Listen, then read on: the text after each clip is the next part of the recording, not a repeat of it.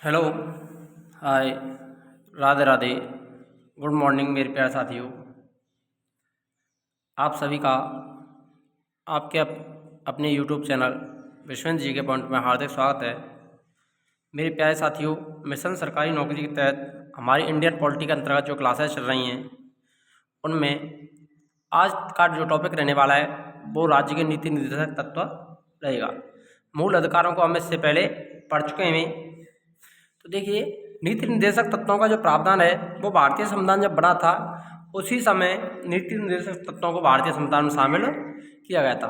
लेकिन जो नीति निर्देशक तत्व और मौलिक अधिकार हैं तो उनको लेकर के संविधान में सभा के जो सदस्य थे उनके मध्य कुछ विवाद था। उस विवाद के लेकर उन्होंने कहा था कि कुछ ऐसे मौलिक अधिकार यानी नीति निर्देशक तत्वों को अलग किया गया था। बाद में कहा था ऐसे मौलिक अधिकार लोगों को मिलने चाहिए जो लोगों के कल्याण के लिए हों और राष्ट्र के विकास और भलाई के लिए हों, यानी जो लोक कल्याणकारी भी होने चाहिए। तो देखिए, पहले बात करते हैं निर्देशक तत्वों की, राज्य के नीति निर्देशक तत्व। तो इनका जो भाग है तो भारतीय संविधान का भाग 4 जोड़ा गया है जो कि अनुच्छेद 36 से 51 के बीच में इनको रखा गया है। इसे आयरलैंड के संविधान से ग्रहण किया गया। नीति निर्देशक तत्व कहाँ से लिए गए हैं? आयरलैंड के संविधान से ग्रहण किए गए। यह आपको ध्यान रख लेना है, मोस्ट इंपोर्टेंट है। कई बार पूछा भी गया है कि नीति निर्देशक तत्व किस देश के संविधान से ग्रहण किए हैं, तो आयरलैंड। उल्लेख कौन से भाग में मिलता है? भाग 4 और अनुच्छेद 36 से 51। भाग 3 में हमने पढ़ा मौलिक अधिकार। तो मौलिक अधिकारों से नीति निर्देशक तत्वों को अलग करके रखा गया था, तो भाग 4 में रख दिया, 3 के बाद 4। तो ध्यान रखना है मौलिक अधिकार और नीति निर्देशक तत्व। तो 3 में मौलिक अधिकार पढ़ने, भाग 4 में नीति निर्देशक तत्व पढ़ने। नीति मौलिक अधिकार भाग 12 से लेकर के 35 तक हैं और 35 के बाद 36 से 51 तक नीति निर्देशक तत्वों का उल्लेख किया गया। तो नीति निर्देशक तत्व कौन से अनुच्छेद में? 36 से 51। अब ये देखिए, तो जो नीति निर्देशक तत्व हैं इनका जो मुख्य उद्देश्य है वो क्या क्या उद्देश्य हैं? तो सबसे पहला उद्देश्य है लोक कल्याणकारी राज्य की स्थापना करना। तो नीति निर्देशक तत्वों का जो महत्वपूर्ण उद्देश्य है लोक कल्याणकारी राज्य की स्थापना करना है। राज्य कैसा होना चाहिए? लोक कल्याणकारी राज्य होना चाहिए, उसकी स्थापना करना। दूसरा उद्देश्य है राज्य में सामाजिक और आर्थिक लोकतंत्र की स्थापना, यानी राज्य में सामाजिक और आर्थिक लोकतंत्र स्थापित होना चाहिए। जबकि जो मौलिक अधिकार है उनका राजनीतिक लोकतंत्र की स्थापना का उद्देश्य है और नीति निर्देशक तत्वों का उद्देश्य सामाजिक और आर्थिक लोकतंत्र की स्थापना करना। तो जो नीति निर्देशक तत्व ग्रहण किए हैं वो कहाँ से ग्रहण किए हैं? आयरलैंड के संविधान से। और नीति निर्देशक तत्वों का पालन करना राज्य का दायित्व होता है। किसका दायित्व होता है? राज्य का दायित्व है। तो भीमराव अंबेडकर ने इसके बारे में कहा है, मोस्ट इंपोर्टेंट है, ध्यान रखना, आगामी परीक्षाओं के लिए पूछा जा सकता है, इसलिए हमने इस कोटेशन को यहाँ पर रखा है। मोस्ट इंपोर्टेंट, एमपी कर लेना आपको, मोस्ट इंपोर्टेंट। तो भीमराव अंबेडकर ने कहा है नीति निर्देशक तत्वों को भारतीय संविधान की प्रमुख विशेषता कहा।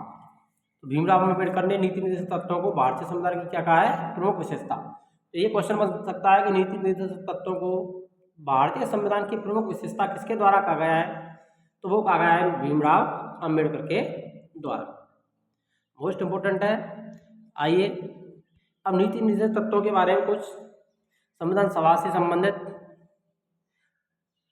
तो देखिए, संविधान सभा के सलाहकार कौन थे? BN राव। ये क्वेश्चन भी बार बार पूछा जाता है कि संवैधानिक सलाहकार कौन थे संविधान सभा में, तो वो थे BN राव। का कहना था कि संविधान में 2 तरह के मौलिक अधिकार होने चाहिए। तो ये किसने कहा था कि संविधान में 2 तरह के मौलिक अधिकार होने चाहिए? तो ये कहा था BN राव ने। किसने कहा था? BN राव ने कहा था कि 2 तरह के मौलिक अधिकार होने चाहिए। एक ऐसा मौलिक अधिकार जिसे हम भारत के नागरिकों को संविधान लागू होने के तुरंत बाद दें, यानी जैसे भारतीय संविधान लागू हो जाए तो भारतीय नागरिकों को संविधान के लागू होने के तुरंत बाद दिया जा सके। और दूसरा ऐसा मौलिक अधिकार हो जो कुछ समय बाद दिया जा सके, जब भारत के पास पर्याप्त संसाधन हो जाए। तो ये किसने कहा था? BN राव ने कहा था, जो कि संवैधानिक सलाहकार थे। संविधान सभा में संवैधानिक सलाहकार कौन बनाए गए थे? BN राव। तो उसके बाद संविधान में चर्चा हुई और यह निष्कर्ष निकाला, यह परिणाम निकाला कि हम इसे 2 भागों में बांट देते हैं। कितने भागों में बांट देते हैं? 2 भागों में बांट देते हैं। एक बांट दिया मौलिक अधिकार, भाग 3 के अंतर्गत रख दिए गए, और भाग 4 में ही पास में इसके नीति निर्देशक तत्व रख दिए गए। मौलिक अधिकारों का उल्लेख 12 से 35 तक किया गया और नीति निर्देशक तत्व भाग 4 में राज्य के 36 से 51 अनुच्छेदों में रखे गए।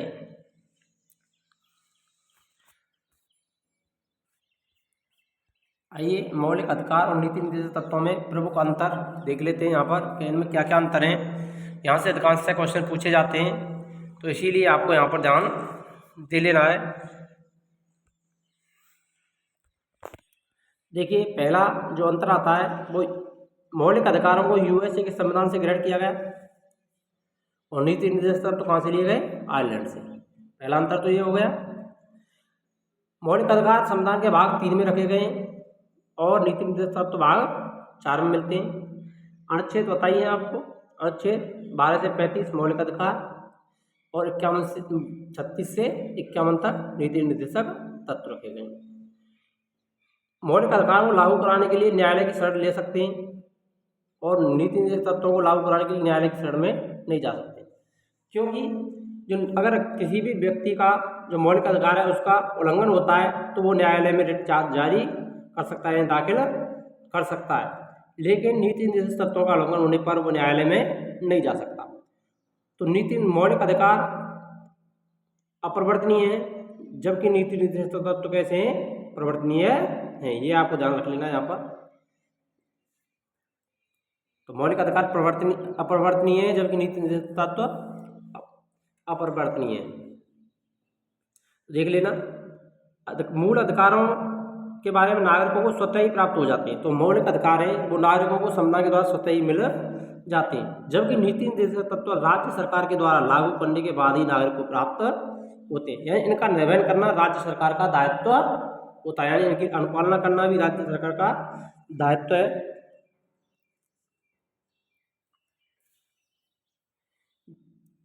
अब देखिए मौलिक अधिकार व्यक्ति के अधिकार हैं। किसके लिए होते हैं? ये व्यक्ति के लिए हैं, जबकि नीति निर्देशक तत्व समाज की भलाई के लिए। मौलिक अधिकार किसके लिए? व्यक्ति के लिए, और नीति निर्देशक तत्व समाज के लिए, यानी समाज की भलाई के लिए, यानी लोक कल्याण के लिए रखे गए। मूल अधिकार नकारात्मक हैं और नीति निर्देशक तत्व सकारात्मक। मूल अधिकार कैसे हैं? नकारात्मक, और नीति निर्देशक तत्व कैसे हैं? सकारात्मक हैं। आइए मूल अधिकार और नीति निर्देशक तत्वों में और भी अंतर है। तो इनमें एक अंतर यह आता है कि मूल अधिकार आंतरिक नहीं है, क्योंकि उन पर विशेष परिस्थितियों में निर्बंधन लगाए जा सकते हैं। यानी मूल अधिकारों पर विशेष परिस्थितियाँ जब आती हैं तो उन पर प्रतिबंध लगाया जा सकता है, जबकि नीति निर्देशक तत्व आंतरिक नहीं है। इन पर किसी भी प्रकार का कोई परिस्थिति में प्रतिबंध नहीं लगाया जा सकता। मूल अधिकारों को आपातकाल के दौरान निलंबित किया जा सकता है, जबकि नीति निर्देशक तत्वों को किसी भी स्थिति में निलंबित नहीं किया जा सकता है। जैसे आपातकाल में मौलिक अधिकारों को सिर्फ अनुच्छेद 20, कौन सा अनुच्छेद? 20 और 21 को छोड़ करके सभी मौलिक अधिकारों को निलंबित किया जा सकता है, जबकि नीति निर्देशक तत्व निलंबित नहीं किए जा सकते। नीति निर्देशक तत्वों के बारे में कहा गया है कि नीति निर्देशक तत्व हमारे संविधान में संयुक्त राष्ट्र convention of right to development के अग्रदूत माने जाते हैं। संयुक्त राष्ट्र संघ convention of right to development के क्या हैं?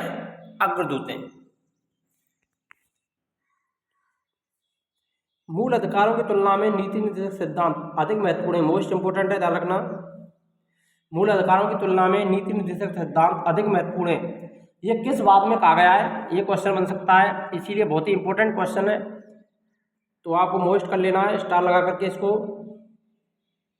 मूल अधिकारों की तुलना में नीति निर्देशक सिद्धांत अधिक महत्वपूर्ण है, तो ये कहा गया है, सर्वप्रथम कहा गया था एस नारायण पिल्लई बनाम ट्रावणकोर कोचीन राज्य जो विवाद था उसमें इस सिद्धांत के इस दृष्टिकोण का प्रतिपादन किया गया था। मूल अधिकारों की तुलना में नीति निर्देशक सिद्धांत अधिक महत्वपूर्ण है, इस दृष्टिकोण का प्रतिपादन सबसे पहले एस नारायण पिल्लई बनाम कोचीन राज्यवाद में किया गया था। यह आपको ध्यान रख लेना है, मोस्ट इम्पोर्टेंट है। यहाँ से क्वेश्चन बनने की संभावना रहेगी, क्योंकि यहाँ पर जो भी क्वेश्चन है अब तक जितने भी आए हैं, ये नीति निर्देशक तत्व संयुक्त राष्ट्र कन्वेंशन के अग्रदूत माने जाते हैं। ये भीमराव अम्बेडकर ने क्या कहा है और मूल अधिकार नीति जैसे सिद्धांत अधिक महत्वपूर्ण है। ये किस बात में कहा गया है? एस नारायण पिल्लई बनाम ट्रावणकोर कोच्चि बात। यहाँ से क्वेश्चन अभी तक बना नहीं है, परंतु आगामी समय में यहाँ से बनने की संभावना है, तो ये ध्यान रखना।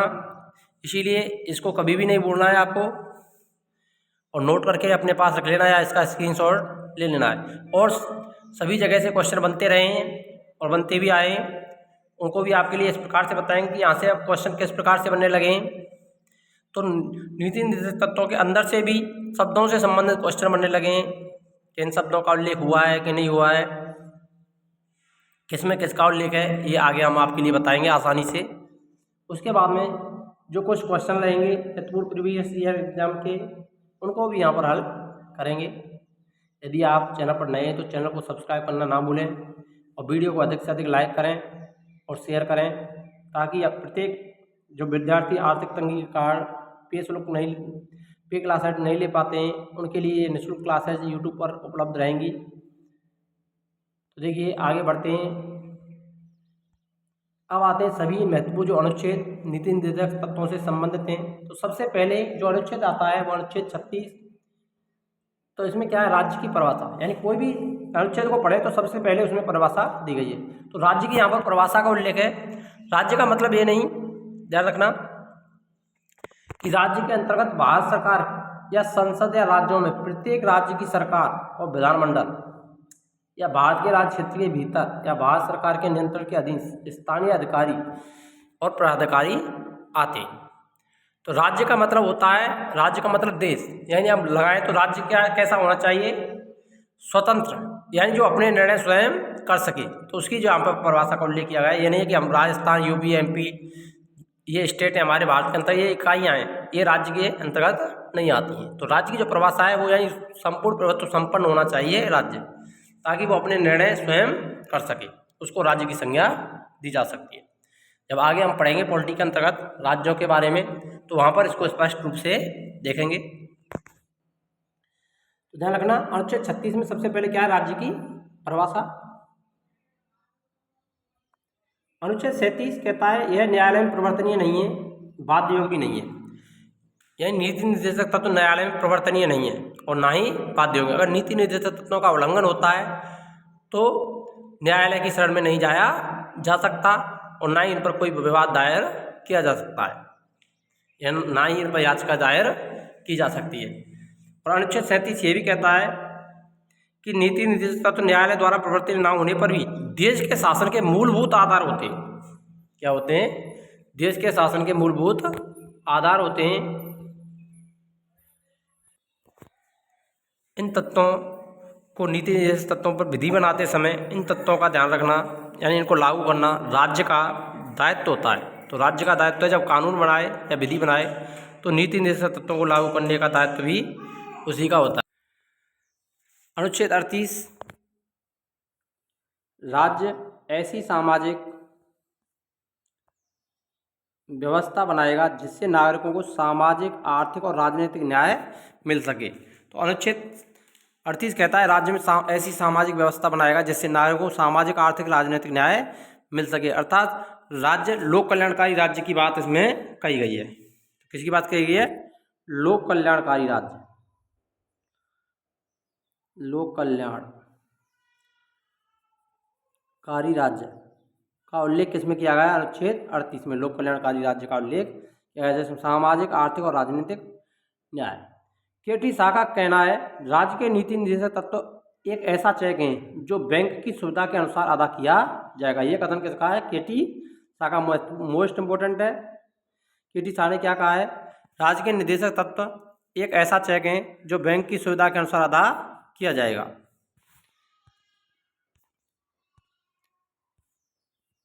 आइए अनुच्छेद 39 को देखते हैं। तो देखिए अनुच्छेद 39 कहता है राज्य विशेष रूप से निम्नलिखित नीतियों को सुरक्षित करने की दिशा में कार्य करेगा। अनुच्छेद 39 के अंतर्गत कुछ प्रकार की जो नीतियां हैं उनको सुनिश्चित करने का, संचालन करने का कार्य कौन करेगा? राज्य। इनमें सबसे पहला आता है सभी नागरिकों को आजीविका के पर्याप्त साधनों का अधिकार। इन समान रूप से सभी नागरिकों को जीविका यानी आजीविका प्राप्त करने के साधनों का प्राप्त करने का अधिकार होगा। अनुच्छेद 39 के तहत कोई भी व्यक्ति कोई भी व्यवसाय, वृत्ति या जीविका को अपना सकता है। दूसरा, भौतिक संसाधनों के स्वामित्व और नियंत्रण को सामान्य जन की भलाई के लिए व्यवस्थित करना। तो भौतिक संपत्ति स्वामित्व नियंत्रण में सामूहिक हितों को प्रधानता दी जाएगी। यही भौतिक संसाधनों में स्वामित्व और नियंत्रण को सामान्य जन की भलाई के लिए व्यवस्थित किया जाएगा। तीसरा, कुछ ही व्यक्तियों के पास धन को संकेंद्रित होने से बचाना। यानी धन के संकेंद्रीकरण, धन और उत्पादन के साधनों का सर्वसाधारण के लिए खोलना, ना कि उसका संकेंद्रण करना। ये यहाँ पर रहेगा। पुरुष और महिलाओं को दोनों को समान कार्य के लिए समान वेतन, मोस्ट इम्पोर्टेंट है। समान कार्य के लिए समान वेतन किसको दिया जाएगा? पुरुष और महिलाओं को समान कार्य के लिए समान वेतन मिलेगा। यानी अब वो दोनों ही एक सा ही व्यवसाय करते हैं तो उनको समान वेतन दिया जाएगा। वेतन में कोई भेदभाव नहीं होगा। अगला है श्रमिकों की शक्ति और स्वास्थ्य की सुरक्षा करना। ये श्रमिक हैं, स्त्री या पुरुष कोई भी हो, उनके स्वास्थ्य शक्ति की सुरक्षा करना और बालकों की सुकुमार अवस्था का दुरुपयोग नहीं होने देना। यानी जो बालकों से भी जो कार्य लिए जाते हैं उनका भी यहाँ पर निषेध किया गया है। नेक्स्ट आता है अनुच्छेद 39A, समान न्याय और निःशुल्क विधिक सहायता। अनुच्छेद 39 कहता है कि समान न्याय और निःशुल्क विधिक सहायता मोस्ट इम्पोर्टेंट है। समान न्याय और निःशुल्क विधिक सहायता का जो प्रावधान है वो किसमें मिलता है? अनुच्छेद 39A के अंतर्गत किया गया है। अनुच्छेद 40, ग्राम पंचायतों का गठन, मोस्ट इम्पोर्टेंट, ये बार बार पूछा भी जाता है कि ग्राम पंचायतों का गठन का उल्लेख किसमें किया गया है? ग्राम पंचायतों का उल्लेख अनुच्छेद 40 के अंतर्गत, जिसमें ग्रामीण क्षेत्र में पंचायती राज 73वां संविधान संशोधन, शहरी क्षेत्र 74वां संविधान संशोधन। तो ग्राम पंचायतों का गठन का उल्लेख अनुच्छेद 40 के अंतर्गत किया गया है। नेक्स्ट अनुच्छेद आता है 41, कुछ दशाओं में काम, शिक्षा और सहकारी सहायता पाने का अधिकार, मोस्ट इम्पोर्टेंट है। कुछ जो दशाएं उनमें काम, शिक्षा और सहकारी सहायता पाने का अधिकार, जैसे वृद्धावस्था पेंशन, विधवा पेंशन, विकलांगता पेंशन। और लोक सहायता पाने का अधिकार का उल्लेख किसमें किया गया है? अनुच्छेद 41। तो ध्यान रखना, कुछ दशाओं में काम, शिक्षा और लोक सहायता पाने का अधिकार, अनुच्छेद 41। अनुच्छेद 42 कहता है न्याय संगत और मानवोचित दशाओं का प्रसूति सहायता का उपबंध, किसमें किया गया? अनुच्छेद 42 में। काम की न्याय संगत और मानवोचित दशाओं और प्रसूति सहायता पाने का जो अधिकार है वो किसमें किया गया है? 42। जैसे गर्भवती महिलाओं द्वारा कठोर शारीरिक श्रम ना करना, प्रसूति सहायता यानी उनको मेंटेनरी लीव देना, इसका जो प्रावधान है वो किसमें है? अनुच्छेद 42। अनुच्छेद 43 कहता है निर्वाह योग्य मजदूरी और कुटीर उद्योगों को बढ़ावा, मोस्ट इम्पोर्टेंट है। बार बार यहाँ से क्वेश्चन पूछा जाता है कि निर्वाह मजदूरी और कुटीर उद्योगों को बढ़ावा किस अनुच्छेद के तहत दिया गया है? तो कर्मकारों के लिए निर्वाह मजदूरी और कुटीर उद्योगों को बढ़ावा अनुच्छेद 43 में। अनुच्छेद 43A कहता है, अनुच्छेद 43A में कहा गया है उद्योगों के प्रबंधन की श्रमिकों की भागीदारी सुनिश्चित करने के लिए राज्य कदम उठाएगा। उद्योगों के प्रबंधन में श्रमिकों की भागीदारी के लिए कौन कदम उठाएगा? राज्य। अनुच्छेद 43A में कहा गया है। 43B कहता है सहकारी समितियों को बढ़ावा। तो सहकारी समितियों को बढ़ावा किसमें दिया जाएगा? अनुच्छेद 43B के तहत कहा गया है। मोस्ट है, ये ध्यान रखना, सहकारी समितियों का उल्लेख कौन से अनुच्छेद में है? 43B। और 43 आता है तो 43B। अनुच्छेद 44 मोस्ट इम्पोर्टेंट, यहाँ से बार बार क्वेश्चन बनता है और रिपीट होता ही रहता है ये। अनुच्छेद 44 नागरिकों के लिए समान सिविल संहिता, यानी एक समान नागरिक संहिता, सिविल संहिता का उल्लेख किसमें मिलता है? अनुच्छेद 44 में। तो सभी नागरिकों के लिए एक समान सिविल संहिता प्राप्त होगी, अनुच्छेद 44। अनुच्छेद 45 कहता है बच्चों को 6 वर्ष की आयु पूरी करने तक प्रारंभिक बाल्यावस्था और देखभाल एवं शिक्षा प्रदान करना। यानी 6 वर्ष तक का जो बच्चा है उसकी आयु पूरी होने पर प्रारंभिक बाल्यावस्था तक देखभाल और शिक्षा प्रदान करने का दायित्व किसका होगा? यानी निःशुल्क जो शिक्षा है, कौन सी? निःशुल्क शिक्षा का प्रावधान अनुच्छेद 45 में किया गया है। 86वां संविधान संशोधन 2002 का देश के 6 से 14 वर्ष तक के बच्चों के अनिवार्य और निःशुल्क शिक्षा को मौलिक अधिकार के रूप में मान्यता देने संबंधी प्रावधान किया गया। इसे अनुच्छेद 21A यानी मौलिक अधिकारों के अंतर्गत किसमें रखा गया है? अनुच्छेद 21A में रखा गया है, जिसमें 0 से 6 स्वास्थ्य और 6 से 14 एजुकेशन शिक्षा से संबंधित जो प्रावधान है। तो निःशुल्क शिक्षा का जो उल्लेख नीति निर्देशक तत्वों में किसमें, अनुच्छेद 45 में, और मौलिक अधिकारों में किसमें किया गया, अनुच्छेद 21A। अनुच्छेद 46 कहता है राज्य समाज के कमजोर वर्गों विशेषकर अनुसूचित जातियों, जनजातियों, अन्य कमजोर वर्गों के शैक्षिक और आर्थिक हितों को बढ़ावा देगा। अनुसूचित जाति, जनजाति और दुर्लभ वर्गों के संरक्षण यानी उनकी सुरक्षा का जो प्रावधान है वो किसमें किया गया है, अनुच्छेद 46। अनुच्छेद 47 कहता है लोगों के जीवन स्तर में सुधार, पोषाहार को बढ़ावा, शराब पर प्रतिबंध और नशीली दवाओं का प्रतिबंध। मोस्ट इंपोर्टेंट है, यहाँ से क्वेश्चन इसी प्रकार से पूछा, नशीली दवाओं पर प्रतिबंध, शराब पर प्रतिबंध किस अनुच्छेद के तहत लगाया है, पोषाहार को बढ़ावा किसमें दिया गया है, तो ये आपको ध्यान रख लेना है। तो पोषाहार स्तर, जीवन स्तर और लोक स्वास्थ्य में सुधार करना राज्य का कर्तव्य होगा, अनुच्छेद 47। तो नशीली दवाओं पर प्रतिबंध और शराब पर प्रतिबंध किसमें लगाया गया, अनुच्छेद 47 में लगाया गया। अनुच्छेद 48 राज्य कृषि और पशुपालन को वैज्ञानिक तरीके से बढ़ावा देगा। तो ध्यान रखना, यहाँ से भी ऐसे ही इसी प्रकार से क्वेश्चन आ गया, कृषि और पशुपालन का उल्लेख कौन से अनुच्छेद में है, तो अनुच्छेद 48 में। राज्य कृषि और पशुपालन को वैज्ञानिक तरीके से बढ़ावा देगा। राज्य कृषि पशुपालन को आधुनिक और वैज्ञानिक प्रणालियों से संगठित करने का प्रयास करेगा या उनको बढ़ावा देगा, अनुच्छेद 48 में। तो कृषि और पशुपालन, अनुच्छेद 48। अनुच्छेद 48A पर्यावरण संरक्षण और वन्यजीव। ये ध्यान रखना, यहाँ से इसी प्रकार से क्वेश्चन पूछे जाते हैं कि पर्यावरण संरक्षण और वन्यजीवों का रक्षा, अनुच्छेद 48A में किसमें कही गई है, अनुच्छेद 48A। अनुच्छेद 39 मोस्ट है, ये सभी के सभी यहाँ से अधिकांश क्वेश्चन पूछे ही जाते हैं, 48, 49, 50 और 51 सभी से। तो राष्ट्रीय स्मारकों, स्थान और वस्तुओं का संरक्षण। तो स्मारकों और वस्तुओं का संरक्षण, राष्ट्रीय जो स्मारक हैं, स्थान और वस्तु, उनका संरक्षण की जो व्यवस्था है वो अनुच्छेद कौन से में की गई है, 49 में।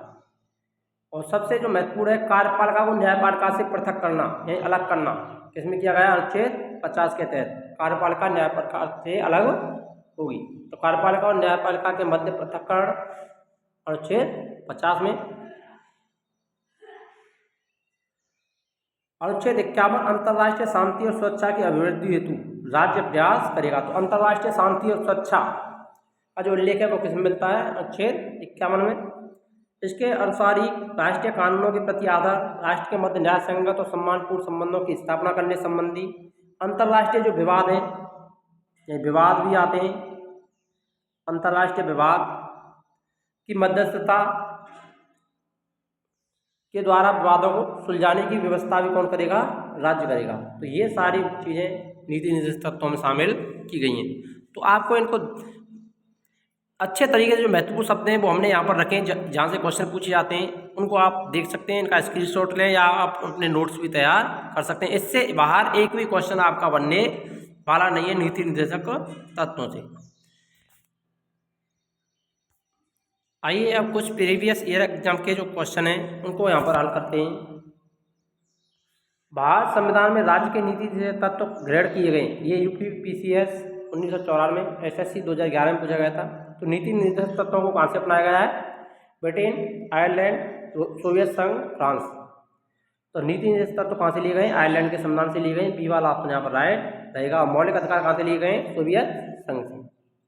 स्वतंत्रता, समानता और बंधुत्व का सिद्धांत फ्रांस से लिया गया है। भारतीय संविधान के किस अनुच्छेद में राज्य नीति निर्देशक तत्वों का उल्लेख है, तो नीति निर्देशक तत्वों का उल्लेख किसमें किया गया है, अनुच्छेद 36 से 51 में। तो सी वाला यहाँ पर राइट रहेगा। संविधान में राज्य के नीति निर्देशक तत्वों को शामिल करने के पीछे क्या उद्देश्य है, ये IAS 2002 और RRB 2024 में पूछा गया था।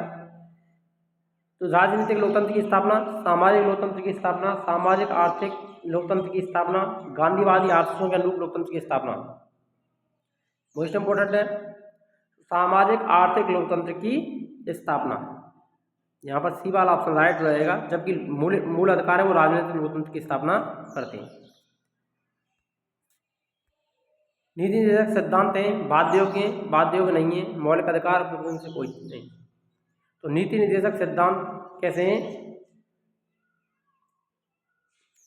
बाध्य योग्य नहीं है, यानी इन पर अगर उल्लंघन होता है इनका तो न्यायालय में याचिका दायर नहीं की जा सकती है। बी वाला ऑप्शन सही हो जाएगा।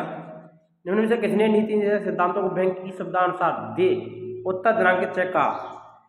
H Kunzru, K M Iyer, H B Kamath, K T Shah.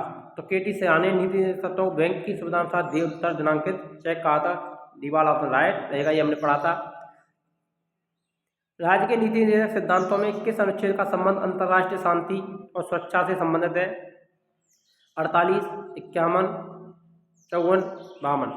तो यहाँ पर ये तो हमारा है ही नहीं 54, तो अनुच्छेद 51 में अंतर्राष्ट्रीय शांति सुरक्षा और अंतर्राष्ट्रीय विवादों का सुलझाना, तो बी वाला ऑप्शन राइट रहेगा। अनुच्छेद 48 कृषि से संबंधित और अनुच्छेद 48A वन्य जीव एवं संरक्षण। संविधान के अनुच्छेद में न्यायपालिका का कार्यपालिका से पृथक्करण किया गया है, तो अनुच्छेद 50 के तहत डी वाला ऑप्शन राइट रहेगा। समान कार्य के लिए समान वेतन, तो ये क्या है हमारा नीति निर्देशक तत्वों का अंग है, डी वाला ऑप्शन सही है। यहाँ पर भारतीय संविधान के अनुच्छेदों में कौन सा अनुच्छेद राज्य सरकारों को ग्राम पंचायतों को संगठित करने का निर्देश? तो ग्राम पंचायत का उल्लेख उसमें अनुच्छेद में किया गया है, अनुच्छेद 40 में किया गया है, बी वाला ऑप्शन राइट रहेगा। इनमें से कौन राज्य के नीति निर्देशक सिद्धांतों में शामिल नहीं है? मद्य निषेध, समान कार्य हेतु समान वेतन, काम का अधिकार, सूचना का अधिकार। तो डी वाला ऑप्शन राइट हो जाएगा, सूचना का अधिकार। नागरिकों के लिए एक समान सिविल संहिता प्राप्त करने की बात किसमें कही है? एक समान नागरिक संहिता 40, 44, 45, 48 का। तो एक समान नागरिक संहिता अनुच्छेद 44, बी वाला ऑप्शन राइट रहेगा, सिविल संहिता। भारतीय संविधान कौन सा अंग समाजवादी व्यवस्था प्रतिपादित करने की प्रेरणा देता है? मूल अधिकार, मूल कर्तव्य, नीति निर्देशक तत्व या नागरिकता। तो समाजवादी व्यवस्था या लोक कल्याणकारी राज्य की बात होता है नीति निर्देशक तत्व, सी वाला ऑप्शन सही रहेगा। अगर वीडियो अच्छी लगी तो वीडियो को अधिक से लाइक करें, शेयर करें और कमेंट करें कि आपको क्लासेस कैसी लगी। मिलते हैं नेक्स्ट वीडियो में, तब तक के लिए जय हिंद, राधे राधे, जय श्री कृष्ण।